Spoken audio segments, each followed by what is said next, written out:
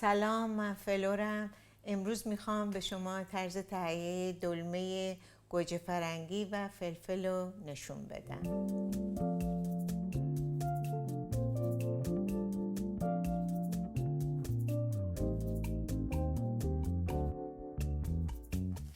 اوکی، من یک کاپ برنج سفید رو کاملا شستم. الان اینو من نمیپزم، فقط زعفرون رو بهش اضافه میکنم به خاطر اینکه میخوام رنگ برنجم تغییر بکنه. میبینیم که اصلا آب نداره، خیلی کم. اوکی. حالا برنجم حاضره، من اینو میریزم توی کاسه.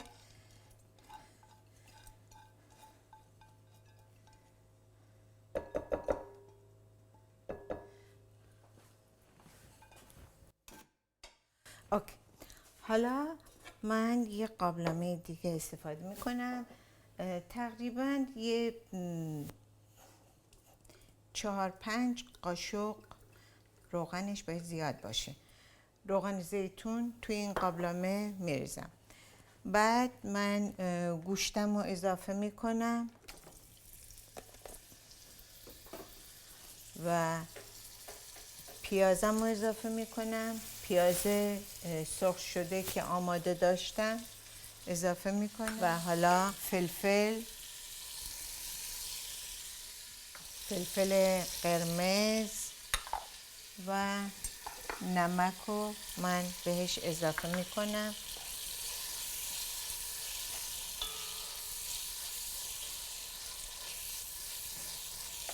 حالا روبو من بهش اضافه میکنم.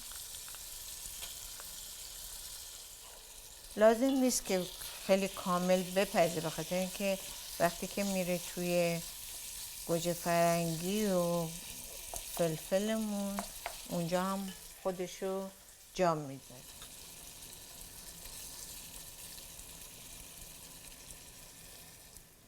اوکی، جعفری تازه،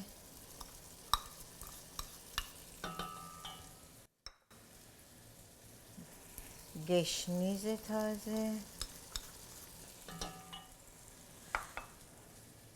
ترخون تازه، همشون تازه است، شوید، پیازچه، مرزه، این نعنای خوش. حالا من میذارم این قشنگ این آب سبزی کمی به خورد این گوشت ما میره.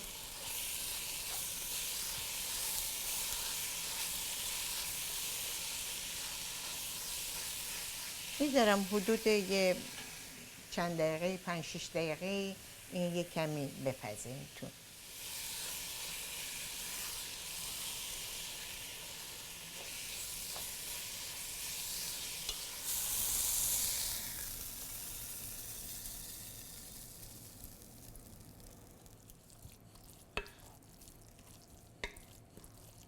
حالا من اینو قشنگ با برنج مخلوط میکنم، یه کمی خنک که شد، بعد بقیه چیزاشو من قاطی میکنم.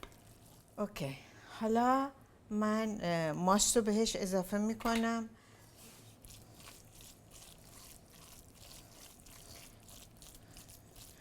این ماست بهش یه طعم خیلی خوبی میده. خیلی خوب، حالا من به اندازه نصف لیمو تازه هم آبشو بهش اضافه میکنم.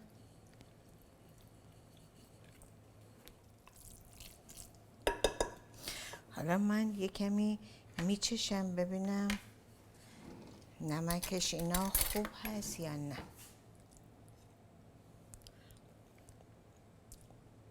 نمکش کمه، من بهش نمک اضافه میکنم.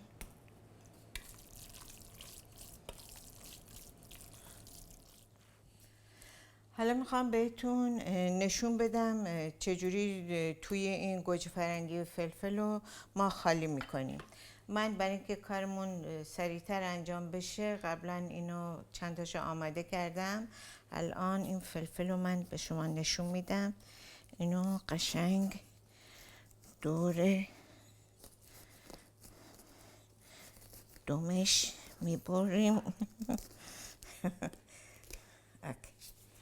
اینجاش من میبرم. بعد با چاقو دورشو من میبرم، منتها باید مواظب باشید که چاقو تهشو سوراخ نکنه.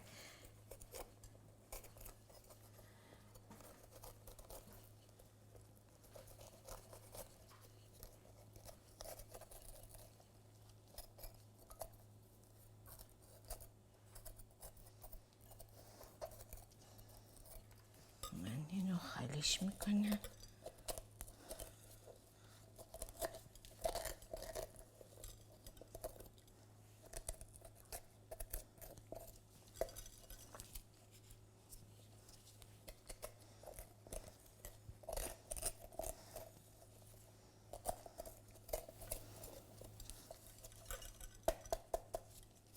اوکی، این یکیش حاضره.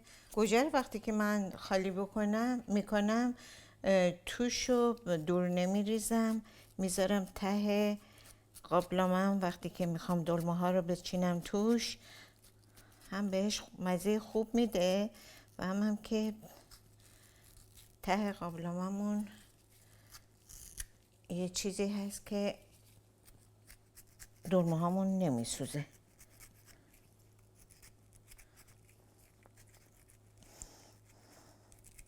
خیلی باید مواظب باشیم که به تهش نخوره که سوراخش بکنه. بعد با یه قاشق کوچیک قشنگ توشو من خالی میکنم.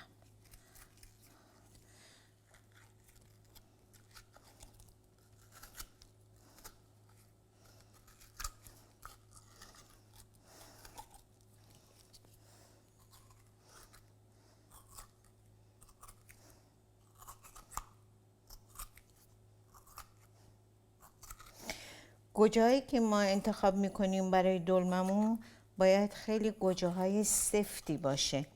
اگر خیلی رسیده باشه درست کار نمیکنه.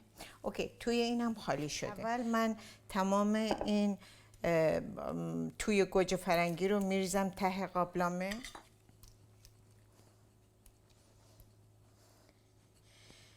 یه کمی روغن زیتون میریزم، خیلی کم. یه کمی فلفل و نمک.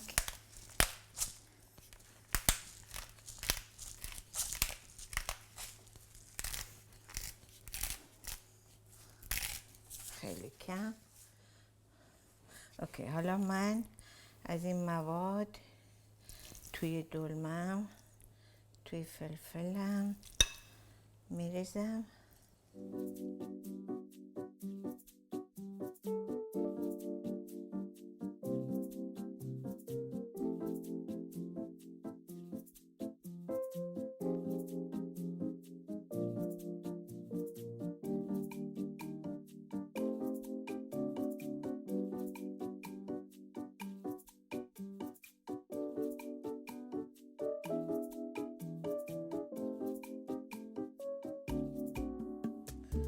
خب حالا ما به اندازه نصف لیوان آب جوشیده من میریزم و بعد میذارم توی حرارت تقریبا ملایم. این بپزه حدود 45 دقیقه این حاضر میشه.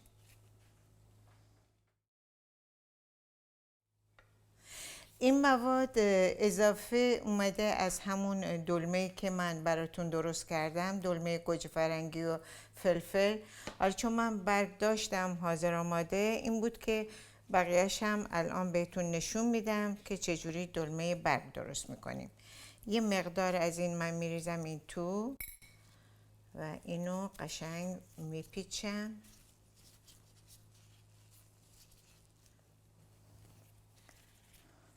من برگام شسته قبلا آماده داشتم.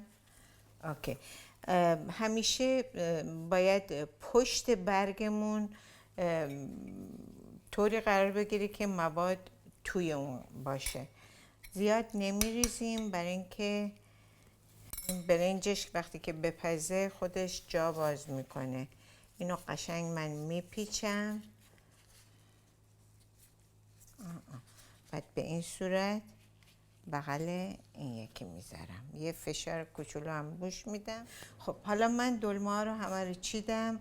الان یه مقدار از این گوجه های سبز دارم، برای دلمه خیلی خوشمزه میشه. و من یک کمی روغن زیتون روی این دلمه برگم میریزم و به اندازه تقریبا یه مقدارم آب جوشیده میریزم. نباید آبو همه رو یهو بریزم، باید کم کم مواظب باشم که نسوزه. و یه چیز سنگین مثل این بشقابو من میذارم روی این دلمه ها که بالا نیاد. اوکی.